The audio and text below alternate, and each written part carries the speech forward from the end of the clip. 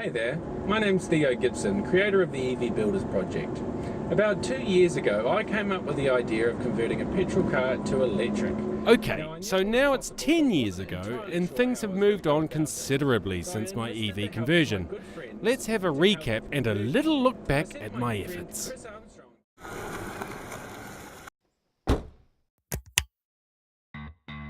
The idea of converting an existing petrol car to electric is an attractive proposition, and on the face of it should be a straightforward process. Find a car, then simply remove the engine, the petrol tank, and the exhaust.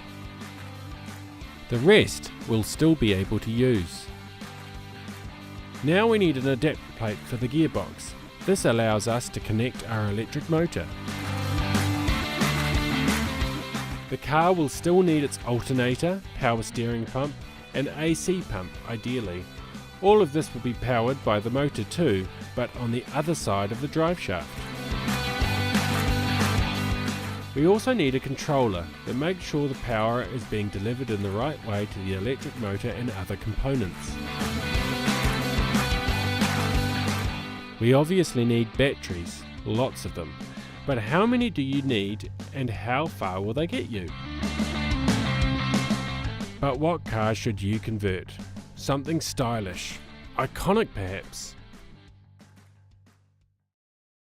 アンブレラではない。飛行機でもない。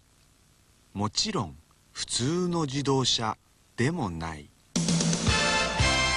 飛んでるセラ登場。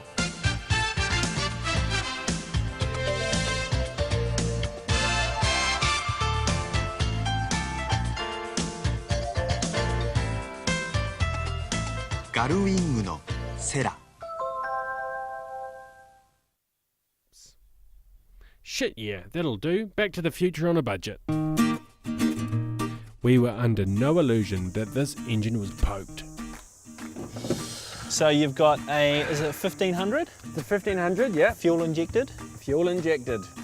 I also had little idea of what we needed to do and how exactly we were going to do it. Jesus Christ. I begged a garage to house the car. I was totally focused. Cool, that would be a perfect day for kayaking. Okay, perhaps not. The engine came out easily enough between myself and Seb. Our workbench was somewhat limited and our tool set was a single socket set to start with, but we pushed on. Say nothing. Well, it took us about 5 hours, not actually, but nearly. It took us about 5 hours to set the centre console part because there were 2 screws that were hidden. They hid them. Why would you hide them? We ditched the exhaust in the petrol tank. There was a little incident. Of course, today we actually got a chance to pull out the fuel tank. Yep. And of course we both got covered in fuel. We pushed on regardless of our personal safety. The kit we begged and ordered started turning up. So sarcastic there. Wow. I was especially impressed with the batteries turned up. Who knew they would look like Lego? So like that. EV charging sign for the Unitech staff car park. The adapter plate was custom made for us by a local company, and they test fitted it to the gearbox to make sure it was right.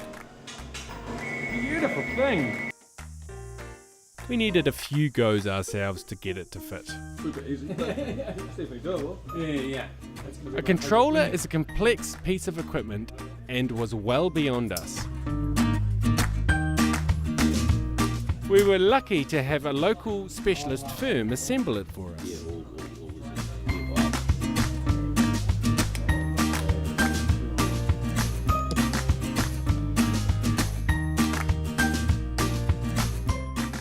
There it is, charge complete. Our Lego brick batteries also needed to have a battery housing created for them.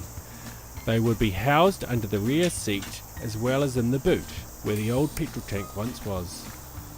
They became my nemesis. Yeah, so far, the battery boxes have taken as long as everything else, eh? With the motor adapter and gearbox assembly complete, we could get it back in the car. Now, Gina, I'm going to have to push it towards you. Okay. Yep, you got it, baby. Slowly, the car was coming back together. I had underestimated the amount of time and thought I needed to give the batteries, that was for sure. The engine bay was looking good and was completed easier than I'd thought.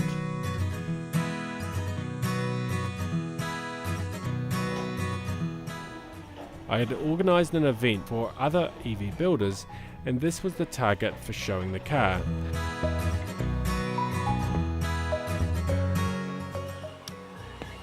So while not complete or roadworthy, we loaded her on a trailer and took her to the show.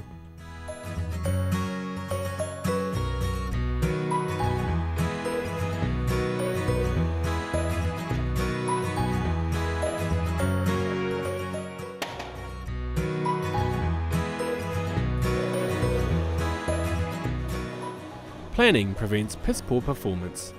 This should have been our motto.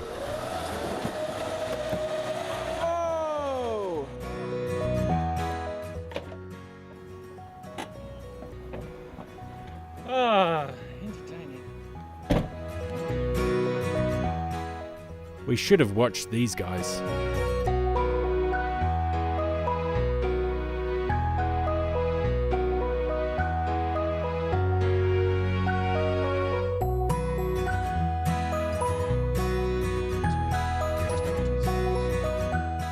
I guess, does that mean I'm allowed to say it's lighter? I think I probably am. Fair enough. Unless I take a big kit bag.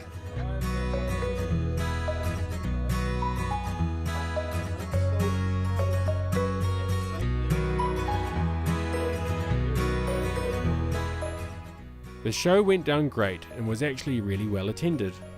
So you're obviously not going to jump in it and drive to Wellington, but I mean, is it... So, Liz, you... I'll just lose my block of wood. Righto. Let's start with the government. It's the government's job to watch out for us, to take care of us. That's their job. In the months after the show, we tidied up the remains of the outstanding niggling jobs, paying extra attention to the batteries and their housing. Once the car was inspected, re-inspected, modified, re-inspected, and finally certified as road legal, it became my daily driver, with thousands of kilometres completed to date. It feels like a lifetime ago, as indeed it was. We'll be releasing a retrospective documentary about the whole silly journey very soon. Visit the website for more details.